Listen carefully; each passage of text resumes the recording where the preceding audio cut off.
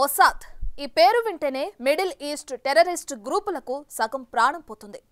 America CIA తర్వాత ప్రపంచంలోనే అత్యంత బలమైన hit team Mossad secret spy agency సొంతం. మొసాద్ ఆపరేషన్ చేసిందంటే ఆయువు పోవాల్సిందే. ఇటీవల లెబనాన్లో హిజ్బుల్లా తీవ్రవాదుల పేజర్లు వాకీటాకీల పేడుల నుండి 8.5 దశాబ్దాలు వెనక్కి వెళితే అక్కడి నుంచి మొదలవుతుంది కోవర్ట్ కింగ్ మొసాద్ చరిత్ర. పొలిటికల్ ఇంటెలిజెన్స్ సర్వీస్గా ఏర్పడి ఒక డీప్ స్టేట్గా ఎదిగిన మొసాద్ ఎప్పుడు ఇజ్రాయెల్కు ఒక రక్షణ కవచం. మరి ఇంత పవర్ఫుల్ మొసాద్ ఎలాంటి ఆపరేషన్స్ చేస్తుంది? వరల్డ్లోనే టాప్ మోస్ట్ స్పై ఏజెన్సీగా ఎలా మారింది? Let's reveal the secret of Mossad.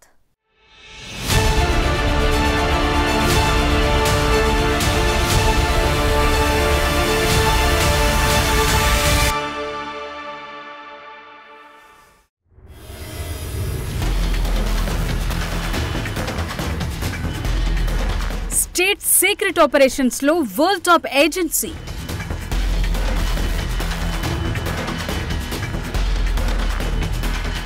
Israel intelligence కు ప్రాణమైన మొసాద్.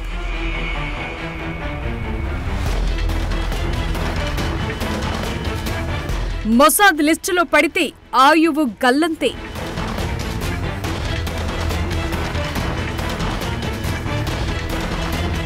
మొసాద్ స్పై దిగితే వల్లో పడాల్సిందంతే.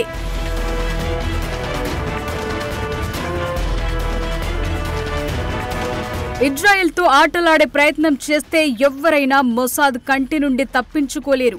British secret agent James Bond 007 అందరికీ తెలుసు. కానీ ఇజ్రాయెల్ సీక్రెట్ స్పై మొసాద్ ఎంతమందికి తెలుసు? మిడిల్ ఈస్ట్ లో తీవ్రవాద గ్రూపులకు, పాశ్చాత్య దేశాల్లో ఇజ్రాయెల్ కోవర్టులకు మొసాద్ ఎంత పరిచయం అంటే పేరు వింటేనే చెమటలు పట్టేంత. అవును, ప్రపంచంలోని అత్యంత powerful intelligence agency Mossad. Israel political intelligence service గా 1949లో ఏర్పడిన ఈ ఏజెన్సీ ఇప్పుడు ఇజ్రాయెల్ చేసే యుద్ధాల్లో కీలక పాత్ర పోషిస్తోంది.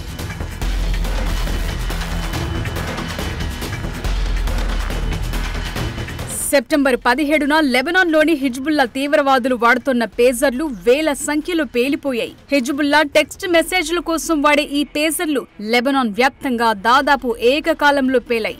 బీరుట్లో ఈ పేలుళ్ల తీవ్రత ఎక్కువగా ఉంది. లెబనాన్ వ్యాప్తంగా వేల సంఖ్యలో పేజర్లు పేలిపోవటం ప్రపంచాన్ని ఉలిక్కి పడేలా చేసింది. ఈ పేలుళ్లలో చిన్నారులతో సహా 12 మంది మృతి చెందారు. దాదాపు 3000 మంది గాయపడ్డారు. ఇది ఎలా జరిగిందో అర్థం చేసుకుని తేరుకునే లోపే లెబనాన్ బీరుట్తో పాటు దక్షిణ లెబనాన్లో భారీ సంఖ్యలో వాకీటాకీలు కూడా పేలటం ప్రారంభించాయి. సెప్టెంబర్ 18న జరిగిన వాకీటాకీ పేలుళ్లలో 20 మంది మృతి చెందగా దాదాపు 500 మంది గాయపడ్డారు. ఇరాన్ మద్దతున్న సాయుధ గ్రూపు హిజ్బుల్లాపై హఠాత్తుగా ప్రారంభమైన ఈ సీక్రెట్ దాడులు అంతే సాధారణంగా ముగిశాయి. ఎవరు చేశారు, ఎందుకు చేశారన్నది ఇప్పటికీ స్పష్టంగా తెలియదు. అయితే ఈ దాడికి సంబంధించి అందరి చూపులు మాత్రం ఇజ్రాయెల్ పైకే మళ్లాయి. ఎందుకంటే ఆ దేశం వాడే సీక్రెట్ హైటెక్ టెక్నాలజీ అలాంటిది. అంతకు మించి ఇజ్రాయెల్ ఇంటెలిజెన్స్ ఏజెన్సీ సామర్థ్యం అలాంటిది. ఇందులోనూ మొసాద్ అంటేనే ఇలాంటి ఆపరేషన్లకు పెట్టింది పేరు. అమెరికా CIA కూడా మొసాద్ను చూసి నేర్చుకోవాలనే విధంగా ఆ ఏజెన్సీ కామ్గా పని కానిచ్చేస్తుంది.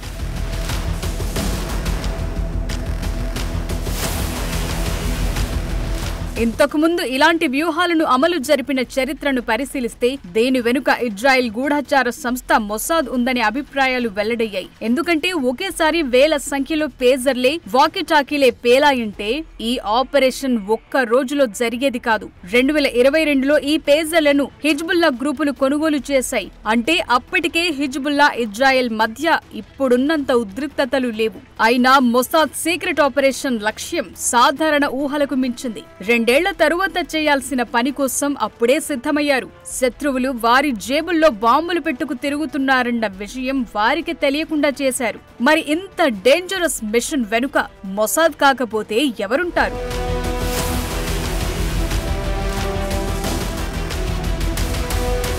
ఇజ్రాయెల్ ఇంటెలిజెన్స్ ఏజెన్సీ మొసాద్ ఇలాంటి పనుల్లో ఆరితేరింది. 1996లో గాజాలో ది ఇంజనీర్ అనే పేరుతో ఫేమస్ అయిన Hamas master bomb maker Yahya Ayyash ను హతమార్చడానికి సరిగ్గా ఇలాంటి వ్యూహాన్ని అమలు చేసింది మొసాద్. రహస్యంగా పేలుడు పదార్థాలతో అమర్చిన మొబైల్ ఫోన్ ను ఈ ఆపరేషన్ లో ఉపయోగించారు. అలాగే 1972లోనూ మొసాద్ సీక్రెట్ టీం ఇదే తరహాలో పాలస్తీనా లిబరేషన్ కార్యకర్త మెహమూద్ హంషారీని హత్య చేశారు. మ్యూనిచ్ ఒలింపిక్స్ లో 11 మంది ఇజ్రాయెల్ అథ్లెట్లను చంపినందుకు ప్రతీకారం తీర్చుకోవటంలో భాగంగా పారిస్ లోని తన అపార్ట్మెంట్ లో హంషారీ ఉపయోగించిన ఫోన్ కు మొసాద్ స్పైలు రిగ్గింగ్ చేశారు. హంషారీ ఫోన్ లేపగానే రిమోట్ తో ఫోన్ లో దాచి ఉంచిన పేలుడు పదార్థాలను పేల్చేశారు. తొలి remote operation wrath of God Bennett అని దీనికి పేరు. ఇక అదే ఏడాది పాలస్తీనా లిబరేషన్ ప్రతినిధి బస్సం అబూ షరీఫ్ ను బీరుట్ లో పుస్తకంలో అమర్చిన బాంబ్ తో మొసాద్ పేల్చేసింది. మొసాద్ పనితనానికి ఇలాంటి ఉదాహరణలు కోకొల్లలున్నాయి.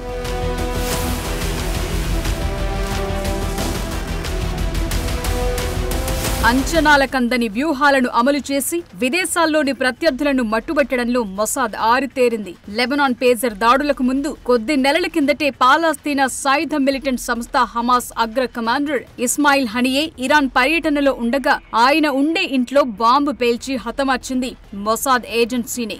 ఇరాన్ లో వివిఐపి ప్రాంతంలో అత్యంత కట్టుదిట్టమైన భద్రత మధ్య ఉన్న ఇంట్లో హనియే రాకకు కొన్ని నెలల ముందే చాకచక్యంగా బాంబును అమర్చారని కొన్ని నివేదికలు చెప్తున్నాయి. ఆ బాంబును రిమోట్ తో పేల్చేశాయి. అయితే ఆ ఇంటిపైకి రాకెట్ దాడులు జరిగాయని కూడా నాడు నివేదికలు పేర్కొన్నాయి. ఏది ఏమైనప్పటికీ హనియే హత్యలో మొసాద్ పాత్ర ఉందనేది అందరూ నమ్మే నిజం. ఈ చర్య తర్వాతే ఇరాన్ హిజ్బుల్లాకు ఇజ్రాయెల్ కు మధ్య ఉద్రిక్తతలు మరింత తీవ్రమయ్యాయి. అదే లెబనాన్ లో పేజర్లు పేలటానికి తరువాత ఇజ్రాయెల్ క్షిపణి దాడులు చేయటానికి కారణమయ్యింది.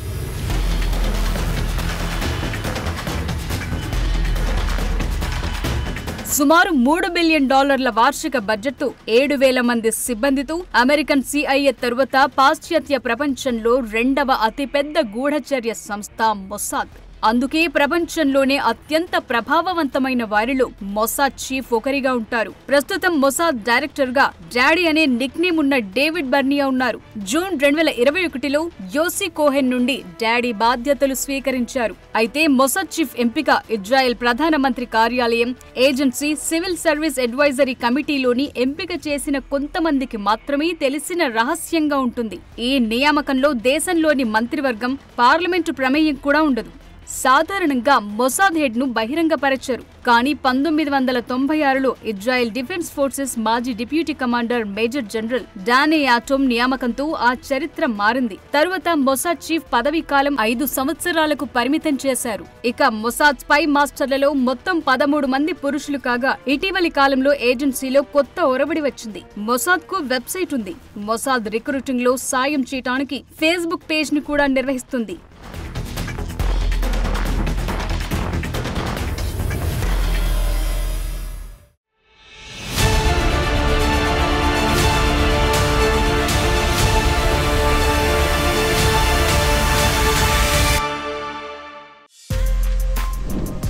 For more videos like this, subscribe Big TV channel.